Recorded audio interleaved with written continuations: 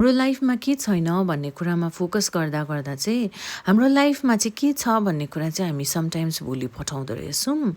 अनि हामीलाई चाहिँ कस्तो हुन्छ भन्दाखेरि लाइफमा ठुलो ठुलो चेन्जेस अचिभमेन्टहरू चाहिँ हामीलाई याद हुन्छ, तर डेली लाइफको ग्रोथ चाहिँ समटाइम्स हामी भुलि पठाउँदो रहेछौँ। Everyone, welcome and welcome back to my video again. It's Bindura here, a full time RN in Sikkim and a part time content creator. आज धेरै दिनको बादमा फेरि पनि म मिनी भ्लग बनाउँदैछु र आजको भिडियो एडिट गर्दै गर्दाखेरि चाहिँ मलाई रियलाइज भयो है, हामी एभ्री टाइम हाम्रोमा के छैन भन्ने कुरामा चाहिँ हामी फोकस गरिरहेको हुन्छौँ, तर हाम्रोमा जे छ त्यो चाहिँ भुलि पठाउँदो रहेछौँ है।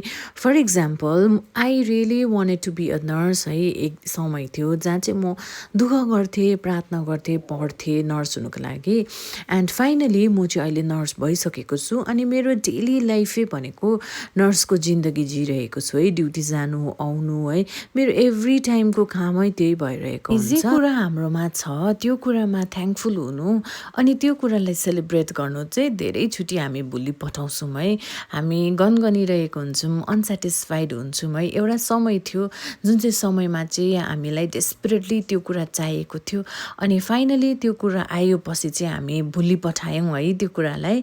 अनि तपाईँहरूलाई पनि त्यस्तो हुन्छ कि हुँदैन है? धेरै कुरा हामीले लाइफमा चाहेको हुन्छौँ, हामीले पाउँछौँ, तर पाएपछि चाहिँ हामीलाई समटाइम्स भ्याल्यु हुँदैन, हामीले भुलेको हुन्छौँ है। सो आजको भिडियोमा द्वारा चाहिँ म तपाईँलाई त्यो भन्न चाहन्छु, लेट्स रिमेन ग्रेटफुल है। जे छ त्यसमा हामी ग्रेटफुल हुनु पर्यो अनि ह्याप्पी बस्नु पर्यो, so we can spread love to each other. Thank you for watching, bye by.